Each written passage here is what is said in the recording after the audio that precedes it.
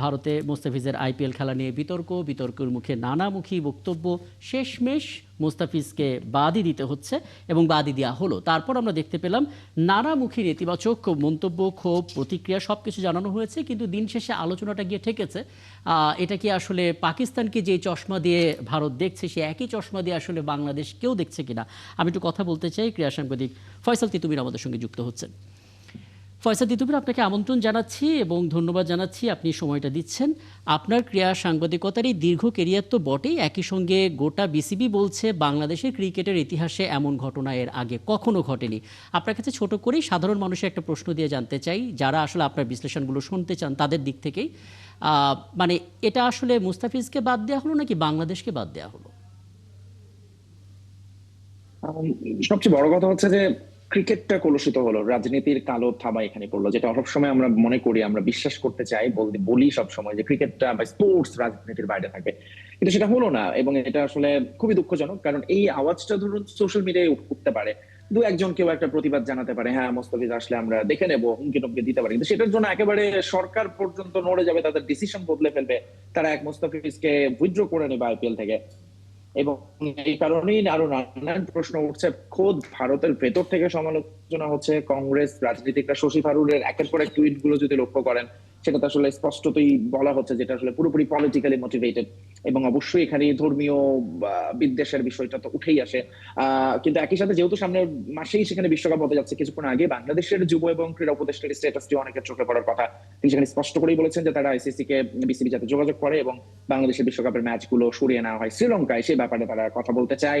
একই সাথে আইপিএল এর সম্প্রচার বন্ধ হতে পারে। So things are getting nasty আমি বলবো, বিকজ এটা আসলে হতে পারে না স্পোর্টসে। আপনি একটা কিছু করবেন, আপনি খেলা শেষে হাত মেলাবেন না, আপনি অমুককে আসতে দেবেন না, দিন শেষে কি হয়, স্পোর্টসটা ক্ষতিগ্রস্ত হয়। স্পোর্টসকে যেখানে বলা হয় স্পোর্টসম্যানশিপ, স্পিরিট, নানান কথাবার্তা আমরা শুনি, কিন্তু ইদানিং বিশেষ করে প্রবাবলি সাবকন্টিনেন্টে সেটা আরো বেশি হচ্ছে, আমরা দেখতে পাচ্ছি। এবং কিন্তু ভারতের দিক থেকে স্পষ্ট করে আসলে কি বললে এরকম, হ্যাঁ এরকম কি মানে সমাধান কখনো সম্ভব কিনা? মানে ধরুন ডক্টর ইউনূসও যদি খোদ নরেন্দ্র মোদীর সঙ্গে বৈঠকও করে এটা নিয়ে, তাও কোনো সমাধান হবে কিনা? কারণ এই দাবিটা উঠেছে খোদ মৌলবাদী কিছু গোষ্ঠী, মৌলবাদী বলছি এই অর্থে কারণ সেখানে মুসলমান, হিন্দু সব মহলই আমরা দেখতে পাচ্ছি, সেখানে অল ইন্ডিয়ান যেই ইমাম আছেন তাদের অ্যাসোসিয়েশনও আসলে এই সিদ্ধান্তকে সাপোর্ট দিয়েছেন এবং ওখানে যত তান্ত্রিক বাবারা আছেন তারাও আসলে এই ব্যাপারটাগুলো সাপোর্ট দিয়েছেন। কিন্তু কথা হচ্ছে যখন এদের দিক থেকে, শিবসেনাদের দিক থেকে এই কথাগুলো আসে, তখন আসলে রাষ্ট্র কি করতে পারে? রাষ্ট্র সেটাই করবে, রাষ্ট্র যেটাকে সমর্থন করতে চায়, যাদেরকে পেছন থেকে মদদ দিতে চায়, রাষ্ট্রের কিছু মানুষ যাদেরকে মনে করে যে তাদের কথাই বলছে হয়তো বা তারা, সে কারণে রাষ্ট্র তাদেরকে সমর্থন করবে। এটাই সাধারণত হয় পৃথিবীর সমস্ত দেশেই, আমরা দেখি কাউকে না কাউকে ব্যবহার করা হয়। এখানে আসলে মোস্তাফিজের বলা হচ্ছে যে, কিন্তু মোস্তাফিজ যে জন্য সরানো হলো, যারা এটা করলেন তারাও আসলে কারো না কারো হাতের পুতুল, ব্যবহৃত হচ্ছেন, হয়তো তারা সেটা এখন বুঝতে পারছেন না। তো এইটা হচ্ছে খুবই দুঃখজনক। আসলে ক্রিকেটের জন্য একটা স্যাড, স্পোর্টস এর জন্য একটা খুবই আমি বলবো ডিসঅ্যাপয়েন্টিং একটা ডে। এবং যেটা বললাম, সামনে আসলে আরো অনেক কিছুই তার মানে হয়তো আমাদের দেখতে হতে পারে, যেটা খুবই খুবই আনএক্সেপ্টেবল সবার জন্যই অ্যাজ এ ক্রিকেট ফ্যান। সব শেষ একটু বলবেন, মানে বিসিবি তাদের দিক থেকে প্রতিক্রিয়া জানাবে এবং কিছু কিছু আমরা সেটাও পাচ্ছি। অনেকে এটা জানতে চাইছেন, একটা বড় অঙ্কের অ্যামাউন্ট আসলে মুস্তাফিজের জন্য বরাদ্দ ছিল, 9 কোটি রুপিরও বেশি। এটা কি উনি পাবেন? এরকম কোনো ডিসিশন কি এসেছে? না, এটা ওনার পাওয়ার কোনো স্কোপই নাই। 9,20,00,000 হচ্ছে তার ভারতীয় মুদ্রায় তাকে কেনা হয়েছিল, এবং এই টাকাটাও তিনি আসলে পুরোটা পেতেন না। সাধারণত আইপিএল এ যেটা হয়, আপনি যে টাকা দিয়ে কিনবেন সেই টাকাটার আপনি প্রতি ম্যাচের উপরে আসলে আপনি বেসিস করে টাকাটা পাবেন। সো তিনি যতগুলো ম্যাচ খেললেন ততগুলো টাকা পেতেন। এখন যেহেতু কোনো ম্যাচই খেলছে না, তো কোনো টাকা পাওয়ার অপশন নেই।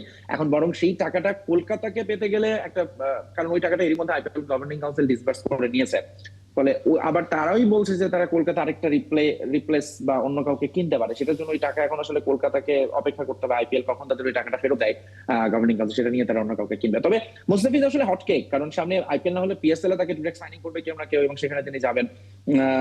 এই মাত্র তিনি আইএল টি-20 খেলতে খেলতে চলে এসেছিলেন বিপিএল এর জন্য। না, ব্যক্তি ফলে মুস্তাফিজের জন্য আসলে আমার মনে হয় না যে ক্রিকেটের সেদিক থেকে অবারিত সুযোগ, এ বিষয়ে কোনো সন্দেহ নেই, কিন্তু আসলে যেই জি ন্যাস্টি জি জিনিসটা ঘটলো আপনি বললেন, সেটা আসলে ক্রিকেটের স্পিরিটের সাথে বলুন, জেন্টলম্যান গেম হিসেবে বলুন, কোনো কিছুর সাথে আসলে যায় না।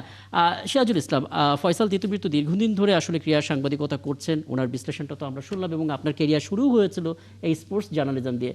আমি শুধুমাত্র এই আইপিএল ইস্যুতে আপনার অবজারভেশনটা জানতে চাই। আমি এই আলোচনায় যাওয়ার আগে তিতুমুরকে একটু ধন্যবাদ জানাই। তিতুমুর চমৎকার ভাবে বলেছেন। তিতুমুর আমারও খুব প্রিয় একজন ক্রীড়া সাংবাদিক। তিতুমুরকে আমি খুব পছন্দ করি। তিতুমুরের সাথে আমার এর আগেও বিভিন্ন সময় কথা হয়েছে, যমুনা টেলিভিশনের হাউসেও কথা হয়েছে। যাই হোক, যে কথা বলছিলাম, এই আলোচনায় যাওয়ার আগে আমি দুটো বিষয়ে একটু ছোট্ট ছোট করে কথা বলি। মৌলবাদের বিপদটা নিয়ে। এই মৌলবাদ যে ফরম্যাটে, যে নামে, যে সম্প্রদায় থেকে, যে ধর্ম থেকে আসুক না কেন, এটা যে ভয়াবহ, এটা যে বিশ্বের জন্য, মানবতার জন্য, খেলাধুলা থেকে শুরু করে সব জায়গার জন্য বিপজ্জনক, এটা আসলে আমাদের বোঝা দরকার। খুব গুরুত্ব দিয়ে বিষয়টা বিবেচনা নেওয়া দরকার। এর বিরুদ্ধে কাজ করা উচিত। এটা গেল একটা দিক। আর একটা দিক হচ্ছে যে ভারতে যে ঘটনা ঘটছে, ভারতের কারণে, এই মৌলবাদী রাজনীতির কারণে যেমন প্রতিবেশী দেশগুলোর ভেতরে সম্পর্কের অস্থিতিশীলতা তৈরি হচ্ছে, আঞ্চলিক ভূ রাজনৈতিক সম্পর্ক সংকট তৈরি হচ্ছে। এরপরে পাকিস্তানের সাথে ভারতের বিশেষ করে ক্রিকেট ম্যাচ, আপনি খেয়াল করুন যে ভারত পাকিস্তান ক্রিকেট ম্যাচ মানে সবসময় পত্রিকায় শিরোনাম করাতো যে আজ ভারত পাকিস্তান মহারণ, মানে মহারণে নামছে দুই দেশ। এইরকম মানে ভারত পাকিস্তানের ক্রিকেট মানে মানে বিশ্বে একটা মানে অন্যরকম সাড়া পড়ে যাওয়া, অন্যরকম একটা উত্তেজনা। আমাদের বাংলাদেশেও, ভারতও কেউ না, আমাদের পাকিস্তানেও কেউ না। সিম্পলি দুটো দেশকে যদি সমর্থন করে ক্রিকেট প্রেমীরা যে কী রকমের উন্মাদনায় ভুগেছে, ভেসেছে। অথচ এই ভারতের কারণে, মেইনলি ভারতের কারণে এই ভারত পাকিস্তান ম্যাচ দেখা থেকে বঞ্চিত হচ্ছে। আপনি কি মানে শব্দটা ঠিক বলছেন? ভারতের কারণে নাকি বিজেপির কারণে, কি বলবেন? আসলে ভারত এখন ব্যাপারটা হয়ে গেছে কি, ভারতের কারণ বলতে 1995 সালে, 92 পরে 95 না 96 যে ম্যাচ বিশ্বকাপটা হলো, 96, তখন কি বিজেপি ক্ষমতায়?